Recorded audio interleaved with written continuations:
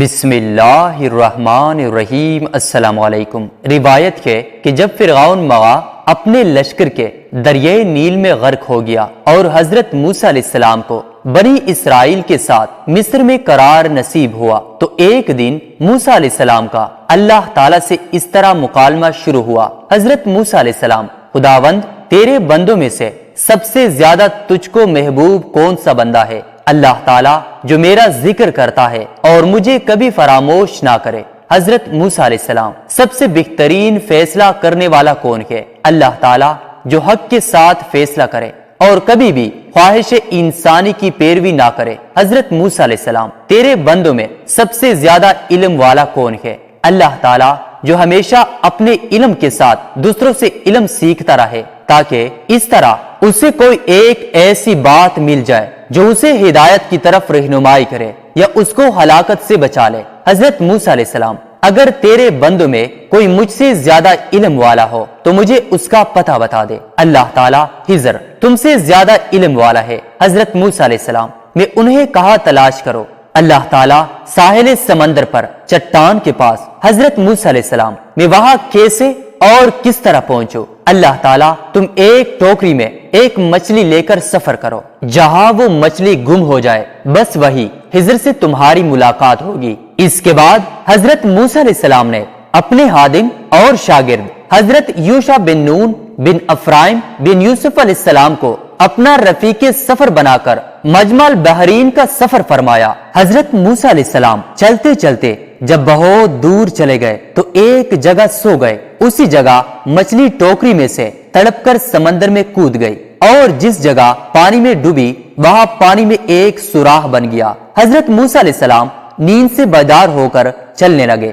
جب دوپہر کے کھانے کا وقت ہوا تو آپ نے اپنے شاگرد حضرت یوشع بن نون علیہ السلام سے مچھلی طلب فرمائی تو انہوں نے عرض کیا کہ چٹان کے پاس جہاں آپ سو گئے تھے مچھلی کود کر سمندر میں چلی گئی اور میں آپ کو بتانا بھول گیا۔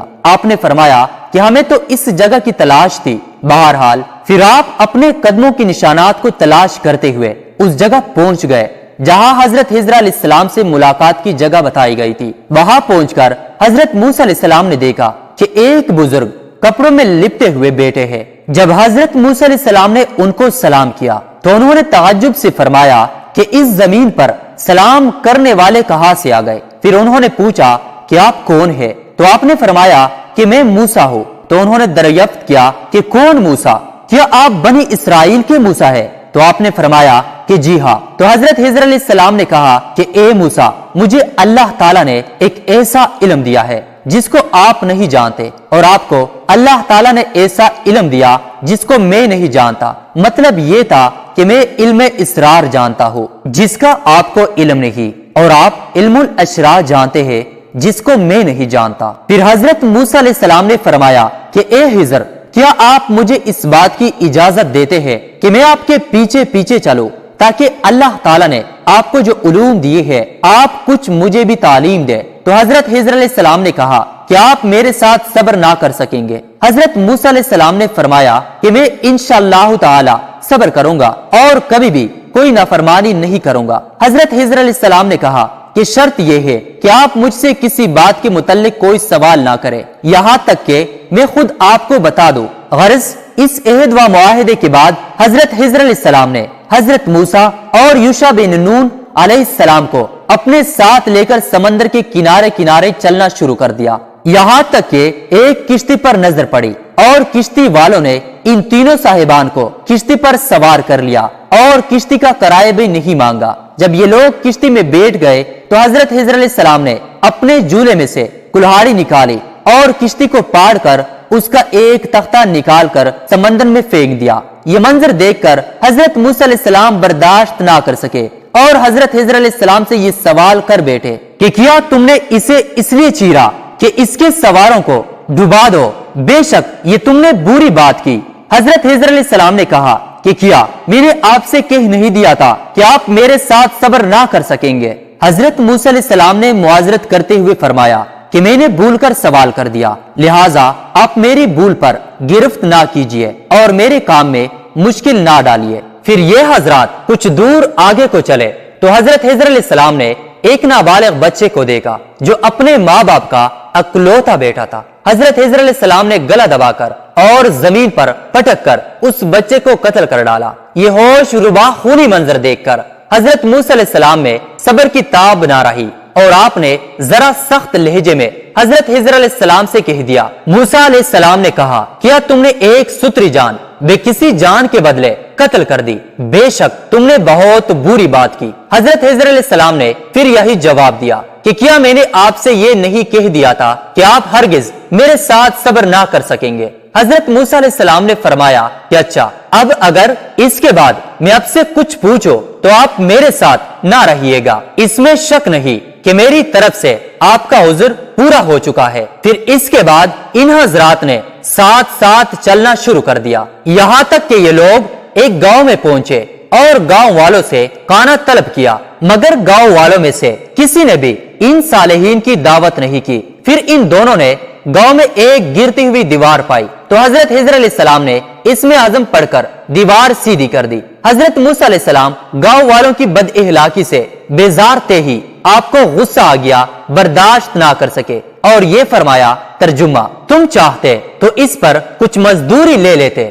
یہ سن کر حضرت خضر علیہ السلام نے کہہ دیا کہ اب میرے اور آپ کے درمیان جدائی ہے، اور جن چیزوں کو دیکھ کر آپ صبر نہ کر سکے ان کا راز میں آپ کو بتا دوں گا۔ سنیے، جو کشتی میں نے پار ڈالی وہ چند مسکینوں کی تھی، جس کی آمدنی سے وہ لوگ گزر بسر کرتے تھے، اور آگے ایک ظالم بادشاہ رہتا تھا جو سالم اور اچھی کشتیوں کو چین لیا کرتا تھا اور عیبدار کشتیوں کو چھوڑ دیا کرتا تھا۔ تو میں نے قصدن ایک تختہ نکال کر اس کشتی کو عیبدار کر دیا تاکہ ظالم بادشاہ کے غضب سے محفوظ رہے۔ اور جس لڑکے کو میں نے قتل کر دیا اس کے والدین بہت نیک اور صالح تھے، اور یہ لڑکا پیدائشی کافر تھا، اور والدین اس لڑکے سے بے پناہ محبت کرتے تھے اور اس کی ہر خواہش پوری کرتے تھے۔ تو ہمیں یہ خوف و خطرہ نظر آیا کہ وہ لڑکا کہیں اپنے والدین کو کفر میں نہ مبتلا کر دے، اس لیے میں نے اس لڑکے کو قتل کر کے اس کے والدین کو کفر سے بچا لیا۔ اب اس کے والدین صبر کریں گے تو اللہ تعالیٰ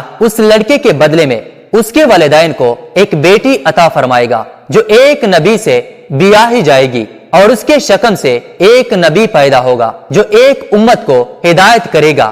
اور گرتی ہوئی دیوار کو سیدھا کرنے کا راز یہ تھا کہ یہ دیوار دو یتیم بچوں کی تھی، جس کے نیچے ان دونوں کا خزانہ تھا، اور ان دونوں کا باپ ایک صالح اور نیک آدمی تھا۔ اگر ابھی یہ دیوار گر جاتی تو ان یتیموں کا خزانہ گاؤں والوں لے لیتے، اس لیے آپ کے پروردگار نے یہ چاہا کہ یہ دونوں یتیم بچے جوان ہو کر اپنا خزانہ نکال لے، اس لیے ابھی میں نے دیوار کو گرنے نہیں دیا۔ یہ خداوند تعالیٰ کی ان بچوں پر مہربانی ہے۔ اور اے موسیٰ علیہ السلام، آپ یقین و اطمینان رکھے کہ میں نے جو کچھ بھی کیا ہے اپنی طرف سے نہیں کیا ہے، بلکہ میں نے یہ سب کچھ اللہ تعالیٰ کے حکم سے کیا ہے۔ اس کے بعد حضرت موسیٰ علیہ السلام اپنے وطن واپس چلے آئے۔ اللہ ہم سب کا حامی و ناصر ہو، آمین۔ پیارے دوستوں، مزید اسلامی واقعات دیکھنے کے لیے اس چینل کو بھی ضرور سبسکرائب کریں۔ شکریہ۔